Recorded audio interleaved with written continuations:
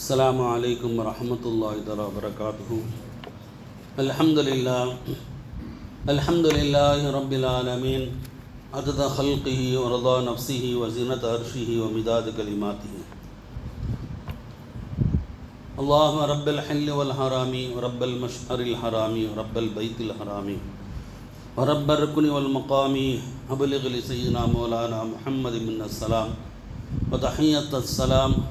اللهم صل على سيدنا محمد طب القلوب ودوائها وعافية الأبدان وشفائها ونور الأبصار وضيائها وعلى آله وصحبه وسلم. الصلاة والسلام عليك يا سيدي يا رسول الله، خذ بيدي قلت حيلتي أدركني يا شفيع المجرمين. سبحانك لا علم لنا إلا ما علمتنا إنك أنت العليم الحكيم. إن أريد إلا الإصلاح ما استطعت وما توفيق إلا بالله عليه توكلت وإليه أنيب. أما بعد فقد قال الله تبارك وتعالى في كلامه القديم والفرقان المجيد: أعوذ بالله من الشيطان الرجيم، بسم الله الرحمن الرحيم. لا تقم فيه أبدا لمسجد أسس على التقوى من أول يوم أحق أن تقوم فيه. صدق الله العظيم. وقال نبينا رسول الله صلى الله عليه وسلم: كل شيء يعلم أني رسول الله إلا كفرة الإنس والجن. صدق رسول الله صلى الله عليه وسلم أو كما قال عليه الصلاة والسلام. اللهم رب اشرح لي صدري ويسر لي أمري واحلل عقدة من لساني يفقهوا قولي. அளவற்ற அருளாளனும் நிகரற்ற அன்புடையதுமாகிய அந்த அல்லாஹ் ஜல்ல ஷானஹு தஆலாவுக்கு அனைத்து புகழும்.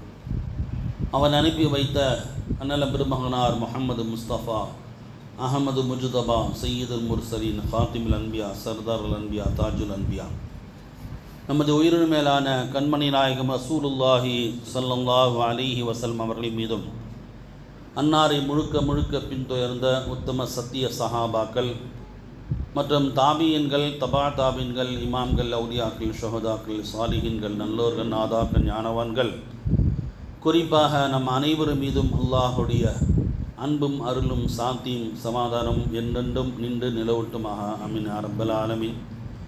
அல்லாஹ் ஜல்ல ஷானஹு தஆலா அவர்கள் இந்த உலகத்தில் நல்லோர்களாக வாழச் செய்து சாலிஹின்களாக வாழச் செய்து இந்த சாலிஹுடைய கூட்டத்தை நம்மையும் ஒன்று சேர்ப்பானாக. அல்லாஹினால் கபூல் செய்யப்பட்ட ஒப்புக்கொள்ளப்பட்ட கூட்டத்தை நம்மையும் இணைப்பானாக. வாழ்கின்ற வரைக்கும் ஈமானோடு வாழச் செய்து இறக்கின்ற தருவால் இறுதி கலிமாவாகும், இறுதி சொல்லாகும் லா இலாஹ இல்லல்லாஹ் முஹம்மது ரசூலுல்லாஹி ஸல்லல்லாஹு அலைஹி வஸல்லம் கலிமா சொல்லி அன்னம் அந்த உயிர்களை பிரிப்பதற்கு தௌஃபீக் செய்வானாக. கண்ணியத்துள்ளதாகுடையார்கள், சென்ற வாரத்திலே மதீனா ஷரீஃபினுடைய சில செய்திகள் நம்ம பகிர்ந்து கொண்டோம். ஒருவர் ஹஜ்ஜுக்கு சென்றார் என்று சொன்னால் பெரும்பான்மை உலமாக்கள், ஃபுகஹாக்கள் நபி ஸல்லல்லாஹு அலைஹி வஸல்லம் ஜியாரத் வாஜிப் என்றே குறிப்பிடுகின்றார். ஸல்லல்லாஹு அலைஹி வஸல்லம் ஜியாரத் செய்து விட்டு தான் செல்ல வேண்டும் என்று குறிப்பிடுகின்றார்கள். அந்த அடிப்படையில் சில செய்திகள் நாம் பகிர்ந்து கொண்டோம். அது மட்டும் இல்லாமல், யார் என்னை மன் ஹஜ்ஜ ஃபஸார கபரி பாத மௌத்தி, என்னுடைய மௌத்துக்கு பிறகு, என்னுடைய பிரிவுக்கு பிறகு ஒரு ஹஜ்ஜு செய்து விட்டு என்னுடைய கபரை யார் ஜியாரத் செய்கின்றாரோ, கான கமன் ஜாரணி ஃபி ஹயாத்தி, உயிரோடு இருந்தால் எப்படி என்னை சந்திப்பாரோ அதே போல சந்திப்பு தான் இது என்று ஸல்லல்லாஹு குறிப்பிட்டார். நம்ம நபியை பார்க்கலை, ஆனால் அந்த சந்திப்பு இப்போ ஜியாரத் செய்தால் ஏற்படுகிறது. ஸல்லல்லாஹு சொன்னாங்க, நாம் பார்க்க முடியாது, ஆனால் நபி ஸல்லல்லாஹு பார்த்துட்டு இருக்கிறாங்க, நம்மளை அங்கிருந்து பார்த்து கொண்டு இருக்கின்றார்கள். இன்னொரு ஹதீஸில் அவர் ஸல்லல்லாஹு சொன்னாங்க, என்னுடைய உம்மத்தில் யார் சலாம் சொல்கின்றாரோ நான் பதில் சொல்கின்றேன் என்று ஸல்லல்லாஹு குறிப்பிட்டாங்க. அந்த அடிப்படையில் மஸ்ஜித் நபவி என்பது நபியினுடைய ஒரு பள்ளி. அதில் 8 தூண்கள் இருக்குது. ஒவ்வொரு தூணுக்கும் ஒரு வரலாறு இருக்குது. ஆனால் பெரும்பான்மையாக அதில் இஸ்திவானா சொன்ன தூண், அதில் ஹன்னானா என்று ஒரு பேர், ஒரு தூண். இந்த ஹன்னானாக்கும் தான் அபு லுபாபா என்ற ஒரு தூணுக்கு தான் பெரிய வரலாறு. இந்த தூண் இப்போ இல்லை, ரசூலுல்லாஹ்வுடைய ரவுலாக்கு உள்ளே போயிடுச்சு. இதான் சிறந்த தூண். அதாவது ஹன்னானா என்ற தூண் தான் சிறந்த தூண். ஏன் அந்த தூணுக்கு அவ்வளோ சிறப்பு என்று சொன்னால், ஸல்லல்லாஹு அலைஹி வஸல்லம் இப்போ மெம்பர் படி பார்த்தீங்கன்னு சொன்னால் 9 படி இருக்கும். குத்துபால பொதுவாக படிகள் ஜும்மா பள்ளியாசல்ல ஜும்மா உள்ள அந்த மெம்பர் படி என்பது 3 இருக்கும் அல்லது 4 இருக்கும். 3ங்கிறது ஹனஃபியாக்கள். ஹனஃபி பள்ளியில் 3 படி, 1 2 3 உட்காந்துடுறோம். ஷாஃபியாங்கிறது 4 படி, 3 ஏறிட்டு 4 உட்காரணும், 4 உட்காரணும். அப்போ அந்த பள்ளி ஷாஃபி பள்ளியா ஹனஃபி பள்ளியான்னு சொன்னால் மெம்பர் படி பார்த்து தெரிஞ்சுக்கலாம். சரி, ஆனால் சல்லாசனுடைய படி என்பது 9 இருக்குது. இது பார்த்தா மேலே அப்படி இருக்கும். ஆரம்பத்தில் 3 படி தான் இருந்துச்சு ஆரம்பத்தில். அது பிறகு ஒரு 6 படி ஏற்படுத்தினாங்க. இப்போ சொல்கிறேன் அது பிறகு அந்த வரலாறு. அந்த மெம்பர் பணி செய்கிறதுக்கு முன்னால், உருவாகிறதுக்கு முன்னால் ஸல்லல்லாஹு அலைஹி வஸல்லம் அவர்கள் பேரிச்சம்பழ மரத்தினுடைய ஒரு கட்டையில் சாஞ்சிட்டு தான் ஸல்லல்லாஹு அலைஹி வஸல்லம் அவர்கள் பயான் செய்வாங்க, குத்துபா ஓதுவார்கள். அது சாஞ்சிக்கிட்டு வந்து அப்புறம் சஹாபாக்கள் பெரும் முஸ்லீம்கள் பரவினோடனே சஹாபா சொன்னாங்க, யாரை சொன்னீங்க கீழே அமர்றதுனால தெரிய மாட்டேது பல பேர், கொஞ்சம் மேலே படிக்கிட்டு இருந்தால் நல்லா இருக்குன்னு சொல்லி ஒரு 3 படி செய்கிறாங்க ஸல்லல்லாஹு அலைஹி வஸல்லம். 1 2 3 உட்கார்றாங்க. இப்போது அந்த 3 படி செஞ்சோடனே முதலாக ஸல்லல்லாஹு ஜும்மாவுடைய பேருரை 3 படியில் போய் ஏறி உட்கார்ந்தபோது எல்லா சஹாபாக்களும் பள்ளியில் அமைதியாக இருக்கு. ஒரு நூல் விழுந்தாலும் ஒரு சின்ன பொருள் தான் சத்தம் வரும், அந்த அளவுக்கு அமைதி. அந்த அமைதி கிழித்த வண்ணமாக ஒரு அழுக்குரல் சத்தம், யாரோ தேம்பி தேம்பி அழுகிறாங்க. சத்தம் அப்படியே பள்ளியே தூக்குது. சஹாபாக்கள் ஒருவருக்கு திரும்பி பார்த்துக்கிறாங்க. ஆனால் யாரும் அழுகலை. எல்லாரும் திரும்பி பார்க்குறாங்க, யாரும் அழுகலை. உடனடியாக பார்த்தா கடைசியாக எந்த பேரித்த மர கட்டை மீது நபி ஸல்லல்லாஹு அலைஹி வஸல்லம் அவர்கள் சாய்ந்து குத்துபா செய்தார்களோ அந்த கட்டை அழுகுது, தேம்பி அழுகுது. சத்தம் அப்படியே பள்ளி முழுவதும் அப்படியே அந்த சத்தம் வெளியே கேட்குது. உடனே எல்லா சஹாபாக்கள் சத்தத்தை கேட்டாங்க. அதை பார்க்குறான் அந்த கட்டையை. ஒரு கட்டை உயிர் இல்லைன்னு சொல்கிறோம், அது ஹயாத் இல்லை. அதான் மரம் கூட அது மரமாக இருக்கிற வரைக்கும் தான் ஹயாத் இருக்குது, வெட்டிட்டா மொத்தா போயிடும். உலகத்தில் எல்லாத்துக்கும் ஹயாத் இருக்குது, எல்லாத்துக்கும் உயிர் இருக்குது. ஓடுகின்ற தண்ணீர், அது தண்ணீர் ஹயாத். ஆனால் தான் ஜீவ நதின்றான், செத்த நதியில் அது ஜீவ நதி. ஆனால் குளம் என்கிறதுனா மௌத்தா போச்சுன்னு அர்த்தம். ஏன்னா குளம் தேங்கிரும், அது மௌத்தா போன போல். அப்போ ஜீவ நதிங்கிறது நபியை அல்லாஹ்வை திக்ரு செய்கின்ற நதி. எது ஓடுகிறதோ, எது ஹயாத்தாக இருக்கிறதோ அவைகளெல்லாம் அல்லாஹ் திக்ரு செய்து. மரம் இருந்தால் மரத்துடைய கிளைகள் எல்லாமே அல்லாஹ் திக்ரு செய்து. அல்லாஹ் குர்ஆனில் சொல்கிறான், இந்த உலகத்தில் எந்த பொருளும் திக்ரு செய்யாத பொருளே கிடையாதுங்கிறான் பனி இஸ்ராயீல் அத்தியாயத்தில். அந்த அடிப்படையில் நம்ம பார்த்துக்கலாம். சரி, எல்லாம் அதுதான் ஸல்லல்லாஹு அலைஹி வஸல்லம் கூட யாரா மௌத்தா போயிட்டாங்கன்னு சொன்னால் கபரில் அடக்கும்போது ஒரு பச்சை மரத்தினுடைய கிளையை அங்கே நட்டுவாங்க. ஏன்னா அது பசுமையாக இருக்கிற வரைக்கும் ஹயாத்தாக இருக்கிற வரைக்கும் அது திக்ரு செய்கிறது. அந்த திக்ருடைய நன்மை இந்த கபராளிக்கு போய் சேரணுன்றதுக்காண்டி ஸல்லல்லாஹு அலைஹி வஸல்லம் என்ன செய்வாங்க, ஒரு மரத்தினுடைய கிளையை அங்கே வைப்பாங்க. இப்போது இதுதான் ஹயாத்துக்கு அடையாளம். ஆனால் கட்டையாக ஆன பிறகு அது மௌத்தாயிடுச்சுன்னு அர்த்தம், அப்படி தானே? ஆனால் அந்த கட்டை அழுகுது, தேம்பி அழுகுது. ஒரு மனிதன் உயிரோடு இருந்தால் எவ்வாறு அழுகுவானோ அந்த சத்தம் வருது. உடனே ஸல்லல்லாஹு அலைஹி வஸல்லம் மெம்பர் இறங்கி அந்த கட்டை மீது கை வைத்து அப்படியே இப்படி தடவுனாங்க.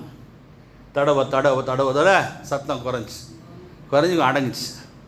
ஸல்லல்லாஹு சொன்னாங்க, ஒரு நான் இறங்கி அந்த கட்டையை நான் கை வைத்து தடுவாமல் இருந்திருந்தால் கியாமத்து நாள் வரைக்கும் அது அழுதுகின்றே இருக்கும். இமாம் ஹசன் பஸ்ரி சொல்வார்கள், இந்த நிகழ்ச்சியை எப்பொழுதெல்லாம் இமாம் ஹசன் பஸ்ரி ரஹ்மத்துல்லாஹி அவர்கள் குறிப்பிடும் போதெல்லாம் தேம்பி அழுவாங்க ஹசன் பஸ்ரி. ஏன் கேட்கும்போது, ஒரு கட்டைக்கு இருக்கிற முஹப்பத் நமக்கு இல்லையே நபியின் மீது, ஒரு கட்டைக்கு இருக்கின்ற பிரியம் நமக்கு இல்லையே. ஒரு கட்டை தன் மீது சாய்ந்து விட்ட ரசூலுல்லாஹ் சாஞ்சாங்க, இப்போ சாயல, அதை நினைத்து அழுகிறது என்று சொல்லி இமாம் ஹசன் பஸ்ரி அவர்கள் அடிக்கடி இந்த நிகழ்ச்சி சொல்லும்போது தேம்பி அழுவார்கள் என்று வரலாறு நமக்கு எடுத்து கூறுகிறது. கண்ணியத்து அல்லாஹ்வுடையார்களே, இதே போல் நிகழ்வு என்ன சொன்னால், ஸல்லல்லாஹு அலைஹி வஸல்லம் மேராஜுக்கு புறப்பட்டாங்க இல்லையா? மேராஜ் புறப்படும் போது புராக் வாகனம் வந்துச்சு. வரும்போது கடிவாளம் ஜிப்ரீல் பிடிச்சாங்க, மீகாயில் எல்லாம் பிடிச்சாங்க. ரசூலுல்லாஹ் ஏற சொல்கிறாங்க, அது ஏற விடாமல் தடுக்குது. எது? புராக் வாகனம். அப்போ ஜிப்ரீல் அடக்கிறார். புராக் யார் அமரப் போகின்றார் தெரியுமா? இந்த உலகத்திலேயே அல்லாஹ் எல்லாவற்றையும் விட நேசிக்கின்ற நபி. அப்போ அந்த புராக் சொல்லுது, நான் அமரக்கூடாது இருக்க நான் தடுக்கலை, என்னோட நபி நாளை மறுமையில் எனக்கு ஷஃபாத்து செய்யணும், அதுக்கு நீங்கள் சொல்லுங்கன்னு சொல்லும்போது சல்லாசு சம்மதித்தார். இப்படி அதனால தான் ஒரு ஹதீஸில் குறிப்பிடும்போது சல்லாஸ் அழகாக சொல்வார்கள். என்ன சொன்னால், குல்லு ஷையின் யாலமு அன்னி ரசூலுல்லாஹ், இந்த உலகத்தில் இருக்கின்ற ஒவ்வொரு பொருளும் நான் அல்லாஹுடைய இறை தூதர் என்று அறிகின்றது. எல்லாமே அறிகிறது, எல்லாத்துக்கும் தெரியும் நபியை பற்றி, ஸல்லல்லாஹு பற்றி. அலி ரலியல்லாஹு அவர்கள் குறிப்பிடுவார்கள், ஹஜ்ஜத்தில் ஏதாவது மக்கா வெற்றி கொண்ட பிறகு ஸல்லல்லாஹு அவர்கள் காபத்துல்லா 2 ரக்காத் தொழுதுட்டு அலி இருந்த கூட்டம் அப்படியே இந்த மலைகள் ஓரமாக போகிறாங்க. அபு குபைஸ் மலை, அந்த மலையெல்லாம் அப்படியே போகும்போது ஒவ்வொரு மலையும் அஸ்ஸலாமு அலைக்கும் யா ரசூலல்லாஹ், அஸ்ஸலாமு அலைக்கும் யா ரசூலல்லாஹ் என்று சொன்னதை என் காதால் கேட்டேன் என்று அந்த அலி ரலியல்லாஹு அவர் அறிவிக்கின்ற அந்த ஹதீஸை, அந்த நிகழ்வை இமாம் கஸ்ஸார் அஹ்மத் அவர்கள் தன்னுடைய யஹ்யா உல் மிதல் பதிவு செய்திருக்கிறாங்க. அந்த பெரிய இந்த மஹப்பத் ஹஜ்ஜுக்கு சென்ற பிறகு, ஹஜ்ஜு காரியம் முடிந்த பிறகு எப்போ நம்ம போக போகிறோம், அந்த மதீனாவை எப்போ பார்க்க போகிறோம், நபியினுடைய மண்ணை எப்போ மிதிக்க போகிறோம் என்று ஆர்வம் மிக அதிகமாக இருக்கணும். தான் அப்படிப்பட்ட அதனால தான் அந்த தூண், அந்த இடத்துல இருந்த தூண் இருந்த அந்த கட்டை இருந்த இடத்துல ஒரு தூண் கட்டியிருப்பாங்க. இப்போ அந்த தூண் உள்ளே போயிடுச்சு. அப்புறம் அந்த கட்டையை அடக்கம் செய்து விட்டார். இந்த கட்டையை அடக்கம், இது ஒரு தூண். அடுத்து இஸ்திவானா ஆயிஷா ஒன்று இருக்குது. அது ஆயிஷா அதை விட வேறு பேர் இருந்துச்சு. என்ன சொன்னால், அதில் முஹாஜிரின் சஹாபாக்கெல்லாம் உட்காந்து சட்ட விஷயம் கேட்பாங்க சாஞ்சிட்டு. இன்னொரு தூண் இருக்குது, உஸ்துவானால் அபி லுபாபா ரலியல்லாஹு, அபு லுபாபா அல்லாவுடைய பேரில் ஒரு தூண். அபி லுபாபாவும் சொல்லுவாங்க, இல்லை இஸ்திவானா தௌபா, தௌபாவுடைய தூண் என்று குறிப்பிடுவாங்க. அந்த தூணுக்கு தௌபாவுடைய தூண். ஏன்னு சொன்னால், அபு லுபாபா ரலியல்லாஹு அன்ஹு அவர்கள் மிகப்பெரிய சஹாபி. அவர்கள் அந்த தூணில் தன்னைத்தானே கட்டி கொண்டு நபி அவிழ்க்காதவரை நான் இங்கிருந்து செல்ல மாட்டேன் என்று சொன்னார்கள். ஏன்? 2 காரணத்தை குறிப்பிட்றாங்க வரலாறு. ஒரு காரணம் என்ன சொன்னால்,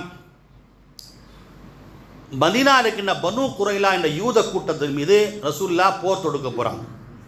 போர் தொடுக்கிறதுக்கு முன்னாடி பேச்சுவார்த்தைக்கு பனு குரா இருக்கின்ற யூதர்கள் எல்லாம், எங்களுடைய நண்பர் அபி லுபாபா அனுப்புங்க, நாங்கள் பேச்சுவார்த்தை நடத்துகிறோம் அப்படின்னு சொல்லும்போது ஸல்லல்லாஹு அபூபுல்லா லுபா அவரை அனுப்பி வைக்கிறாங்க.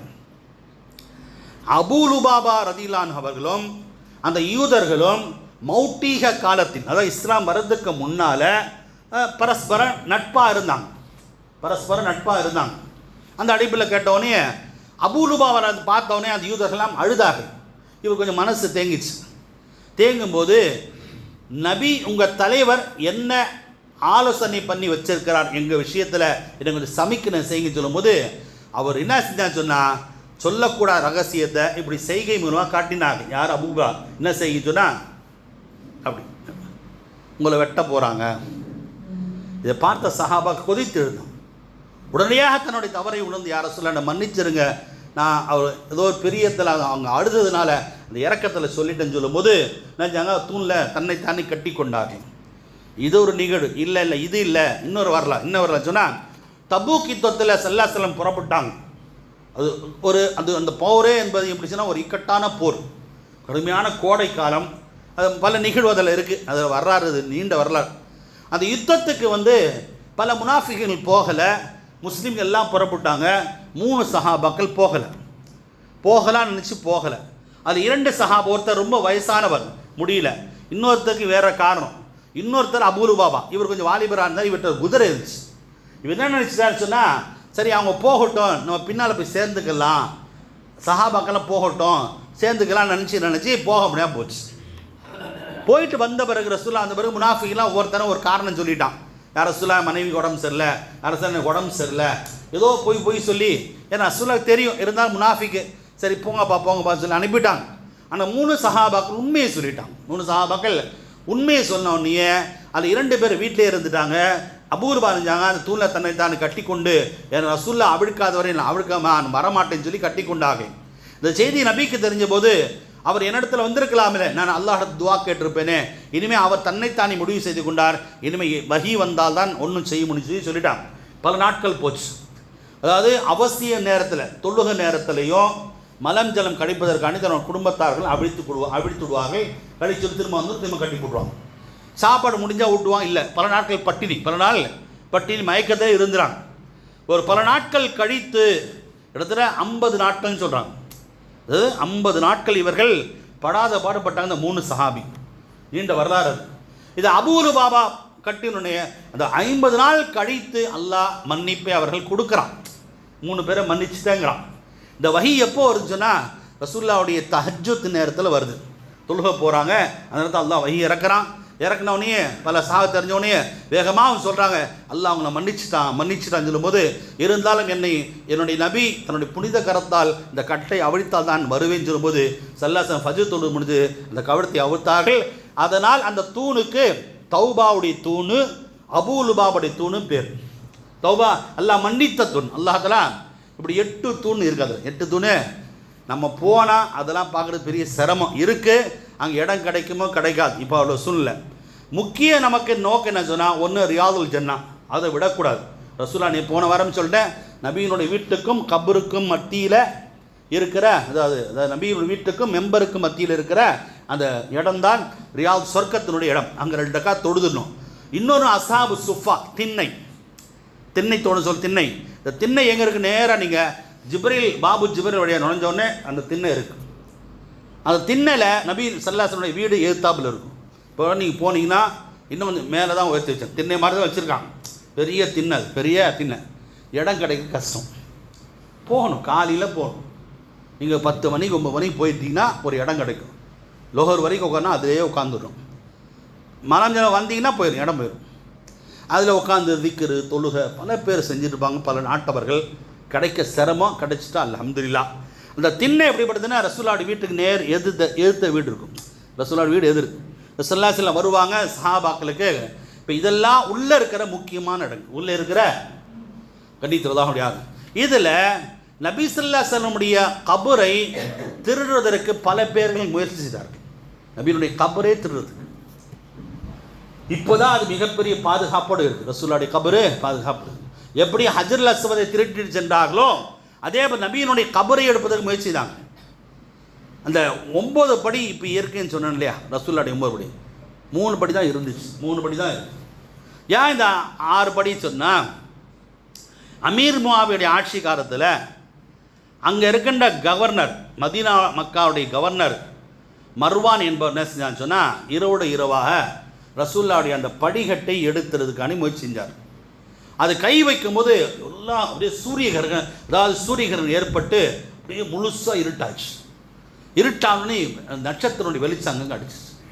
ஏதோ நடக்க போது சொன்னோடனே அவர் தன்னை திருத்தி கொண்டு, இல்லை இந்த 3 படியில் கரையான் பிடிச்சிரும், அதனால் எடுத்துகிட்டு இன்னும் சேர்த்து வைக்கலாம்னு நினச்சம்போது அந்த 3 படி எடுத்துகிட்டு போய் உடனடியாக இன்னொரு 6 படி கீழே வச்சுட்டு, ரசூலுல்லாஹ்வுடைய 3 படி மேலே இருக்குது, ஸல்லல்லாஹு 3 படி மேலே இருக்குது, அது கீழே தான் 6 படி, கீழே தான் மொத்தம் 9 படி, மொத்தம் 9 படி. இது ஒரு நிகழ்வு. இன்னொரு நிகழ்வு என்ன சொன்னால், கிபி 555 57 ஹிஜ்ரி தான், கிபியில் ஹிஜ்ரி 557. அப்போ அந்த சமயத்தில் ஆட்சி அதிகாரம் அப்படின்னு சொன்னால் மிஸ்ர் நாட்டில் இருந்துச்சு.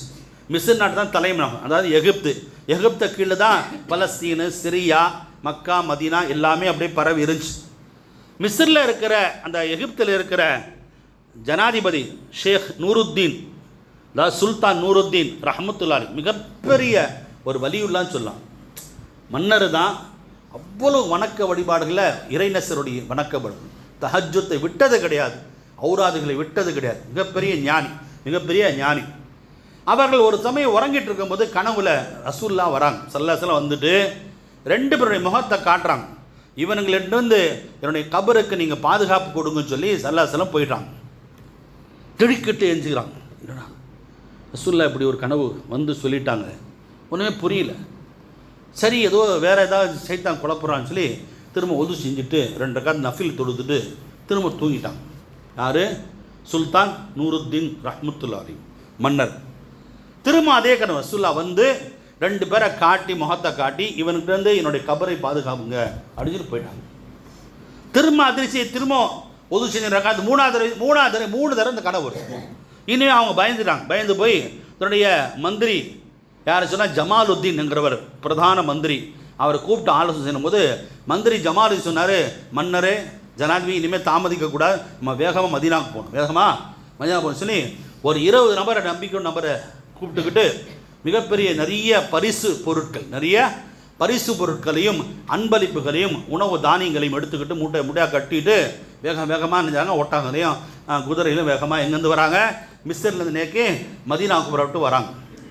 மதீனாவுக்கு புறப்பட்டு வந்த பிறகு மன்னர் வந்திருக்காருன்னு சொல்லி ரசல்லா அவர் என்ன செஞ்சார், அந்த மதீனாக்கு ரவுலாக்கு முன்னாலேயே பள்ளிக்கு வெளியே குளித்து புத்தாடை அணிந்து மிக அதபோடு பணிவோடு நபியினுடைய அந்த ரவுலாக்குள்ளே போகிறாங்க. போயிட்டு 2 ரக்காத் தொழுதுட்டு அப்படியே உட்காந்துறாங்க. என்ன செய்யலாம் ஒன்று புரியல. உடனடியாக மந்திரி சொன்னார், எல்லா மதீனாவாசியும் எல்லாம் வாங்க, ஊர்வாசி எல்லாரும் வாங்க. எல்லாரும் வந்து எல்லாருக்கும் அன்பளிப்பு தானியங்கள்லாம் கொடுக்குறாங்க. அப்போது மன்னர் பார்க்குறார், நம்ம கனவுல காட்டப்பட்ட 2 பேர் இருக்கிறானுங்களா? இல்லை, அந்த 2 பேர் இல்லை. உத்து பார்க்குறாங்க, இல்லை. என்னடா அது குழப்பம், எல்லாரும் வந்துட்டாங்களாம் கேட்குறான். எல்லாரும் வந்துட்டாங்க மன்னர், யாரும் இல்லை ஊரில், எல்லாரும் வந்துட்டாங்க. திரும்ப ஒரே குழப்பம், திரும்ப இல்லை சொல்லுங்கள், வேறு யார் புதுசு வெளியூர் நம்ம யார் வந்திருக்காங்களா? சொல்லும்போது ஆமாம், மொரோக்கோ நாட்டிலேருந்து 2 பேர் வந்திருக்கிறார்கள். மிக நல்ல மனுஷன். சில ஊர்வாசிகள் மிக ரொம்ப நல்லவங்க. எந்த அளவுக்கு சொன்னால் எங்களுக்கெல்லாம் அன்பளிப்பு நிறைய கொடுத்தாங்க. எங்களுக்கு பஞ்சம் ஏற்படும் போது நிறைய உணவு தானியங்கள்லாம் கொடுத்தாங்க அவங்க 2 பேரும். அப்படிப்பட்ட நல்ல மனுஷன், நல்ல மனிதர்கள், ரொம்ப சாலிகானங்கள். பகல்லாம் நோன்பு வைக்கிறாங்க, இரவெல்லாம் வணங்குறாங்க. அப்படி ஒரு நல்ல சர்டிஃபிகேட் கொடுக்குறாங்க. சரி, அவங்க எங்கே ஆளை காணுமே சொல்லும்போது உடனடியாக அந்த 2 பேரை கூட்டு வர சொல்லும்போது கூட்டு பார்க்கும்போது பாத்திரம் வணங்கிட்டாங்க. கனவுல ரசூல்லா யாரை காட்டினாங்களோ அவனுக்கு தான் 2 பேர். அப்போ கேட்குறான், மன்னர் கேட்குறான், எங்கேருந்து வரீங்க? நாங்கள் மொரோக்கோ நாட்டை சேர்ந்தவர்கள். எதுக்கு வந்தீங்க? இல்லை, ஹஜ்ஜுக்கு வந்தோம். ஹஜ்ஜு முடிஞ்ச ரசூல்லா ஜியாரத்து வரும்போது நபியினுடைய ஜியாரத்து, நபியை பார்த்தோன்னே நபியினுடைய பூமி இங்கே தங்கலாம்னு சொன்னீங்க. தங்கிட்டோம். எங்கே தங்கியிருக்கீங்க? ஒரு வீட்டில் தங்கியிருக்கிறோம். அப்போது அவங்கள அங்கே 2 பேர் நிற்க வச்சுட்டு மன்னர் போகிறார் அந்த வீட்டுக்கு, அவங்க தங்கியிருக்கிற வீட்டுக்கு. வீடு உள்ளே சுற்றி பார்க்குறாங்க, ஒன்றுமே இல்லை, பொருளாக எதுவுமே இல்லை, அப்படியே இருக்குது. கடைசியில் ஒன்றுமே புரியல மன்னருக்கு. ரசூல்லாம் காட்டினாங்க, ஆனால் இவனுங்க இப்படி இருக்கிறாங்க, ஒன்றுமே புரியல. அப்படியே வீடு சுற்றி ஒரு ஓரத்தில் ஒரு பாய் விரிக்கப்பட்டது. பாய் விரிச்சது. இந்த பாய் என்ன செஞ்சாங்க, நகர்த்துறாங்க. முசல்லா இருக்குது, முசல்லாக்கு மேலே பாய் நகர்த்தும் போது அங்கே ஒரு கல், மிகப்பெரிய கல், பாறாங்கல் போட்டு இருக்குது. நகர்த்தினா ஒரு பெரிய பள்ளம் போகுது. இந்த பள்ளத்தில் போனால் எங்கே போகுது, கொஞ்சமாக தோண்டிகிட்டு இருக்கிறான். இரவில் தோன்றது. அந்த மண்ணை தூக்கி மொராக்காலேருந்து பெரிய பையை கொண்டு வந்துருக்கானுங்க. அந்த பையில் தூக்கி போட்டுட்டு அந்த மண்ணை கொண்டு போய் ஜன்னத்துல் பக்கியில் போட்டுருது. கபர்ஸ்தானில் மண்ணை போட்டுருது. கொண்டு போய் பார்த்தா கடைசியில் பிடிச்சி விசாரிக்கும் போது நாங்கள் உண்மையான முஸ்லீம்களில் நாங்கள் 2 பேர் கிறிஸ்தவர்கள். எங்கடா வந்தீங்க? ரசூல்லா நபியினுடைய கபரை எடுத்துகிட்டு போவார். கபரை உடனே அவனுங்களை வெட்ட சொல்லிட்டாங்க. இந்த ஆயுள் தண்டனை, இந்த தண்டனைலாம் இல்லை, ஒரே வெட்டு. 2 பேரும் வெட்டிடு. கடைசியில் அந்த பார்த்தான்னு சொன்னால் உடனே அது பிறகு மன்னர் செஞ்சார், சல்லாசனுடைய அந்த கபருக்கு அருகில் மிகப்பெரிய பள்ளத்தை தோண்டினான். சுற்றி நீர் இருக்கிற வரைக்கும் தோண்டி இரும்பையும் ஈயத்தையும் காய்ச்சி மிகப்பெரிய ஒரு பாதுகாப்பு வளையம். இனிமேல் யார் வந்தாலும் ரசூலுல்லாவுடைய கபருக்கு நெருங்க முடியாது. இரும்பையும் ஈயத்தையும் காய்ச்சி அதாவது சுற்றி ரசூலுல்லாவுடைய லௌரா சுற்றி கீழே பாதுகாப்பு போட்டிருக்கு. எப்படி தோண்டினாலும் எப்படி இடித்தாலும் ஒன்றாகாது. அப்படிப்பட்ட பாதுகாப்பு தான் கூட. இப்படி நபியினுடைய கபரை திருடுவதற்கு அந்த முயற்சி அதோடு நிறுத்தப்பட்டது. கண்ணியத்து அல்லாஹ்வுடைய யாரே என்று சொன்னால் நபி ஸல்லல்லாஹு அலைஹி வஸல்லம் அவர்கள் வாழ்ந்த பூமி, பரக்கத்து வாய்ந்த பூமி. நீங்கள் பார்த்தீங்கன்னா ஹஜ்ஜுக்கு போனாலோ உம்ராக்கு போனாலும் மிகப்பெரிய வித்தியாசம் தெரியும். மக்கா எப்படியும் பரபரப்பாக இருக்கும். இப்போ ஒரு அல்லாஹுடைய ஜலாலியத்து இறங்குற இடம். நபி அல்லாஹுடைய தன்மை 2, ஒன்று ஜலாலியத்து, ஒன்று ஜமாலியத்து. ஜலாலியத்துனா ஒரே பரபரப்பாக இருக்கும், ஜமாலியத்துனா அமைதியாக இருக்கும். நபி இல்லையா? அப்போ அந்த அமைதி நீங்கள் மதீனால கிடைக்கும். எப்படிப்பட்ட கூட்டமாக தான் சரி, எவ்வளோ கூட்டமாக செல்லும். அந்த மதீனா பார்த்தா ஒரு அமைதி இருக்கும், உங்களுக்கு ஒரு நிம்மதி ஏற்படும். அப்படிப்பட்ட பூமி என் அல்லாஹ் நேசித்த பூமி. யார் நேசித்த பூமி? நபி நேசித்தார்கள். ஏன் அல்லாஹ் நேசித்த பூமி சொல்கிறேன்னு சொன்னால், ஸல்லல்லாஹு அவர்கள் மக்கமா நகர்ந்து வெளியேற்றப்படும் போது காபத்தை திரை பிடிச்சு கட்டார்கள். யா அல்லாஹ், நான் நேசித்த பூமி இந்த மக்கா, என்னை விட்டு இவர்கள் துரத்துகின்றார்கள், இனிமேல் நான் செல்வதாக இருந்தாலும் நீ நேசிக்கின்ற பூமி எனக்கு அனுப்பு. அல்லாஹ் நேசித்த பூமி தான் மதீனா. அல்லாஹ் நேசித்த பூமி மதீனா. மதீனாவுக்கு போய் சேர்ந்தார்கள். அப்படிப்பட்ட பூமி எப்பவுமே அமைதியாக இருக்கும். அல்லாஹுடைய ஜமாலியை தங்க கொட்டி கிடைக்கிறது. கண்ணித்து அல்லாஹுடைய யாரிலே. அது மட்டும் இல்லாமல் நீங்கள் பள்ளி முட்டு அங்கே 40 வக்து தொழுகு எப்படியா தொழுதணும். ஹதீஸில் அகமதில் பதிவு செய்த ஹதீஸு ஸல்லல்லாஹு சொன்னாங்க. அனஸ் அவர் அறிவிக்கின்றார்கள், அன்னஹு மன் ஸல்லா ஃபி மஸ்ஜிதி 40 ஸலாத்தன், யார் என்னுடைய பள்ளியில் 40 வக்து இமாம் ஜமாத்தோடு தொழுகின்றாரோ, லா யஃபூதுஹு ஸலாத்துன், ஒரு வக்து கூட தவறல அப்படி சொன்னால், கதபத் லஹு பராஅத்து மினன் நாரி, அவருக்கு நரகத்தினுடைய விடுதலை பத்திரமும், நரகத்துக்கு செல்லவே மாட்டார். ஒன்று ஒ நஜாத்தும் மினல் அதாபி, நரகத்தினுடைய வேதனை விட்டு பாதுகாப்பு, நரகத்துடைய வேதனை. அது மட்டும் இல்லை, ஒ பராவு மினன் நிஃபாக்கி, நயவஞ்சகத்தன்மை விட்டு நீங்குதல்.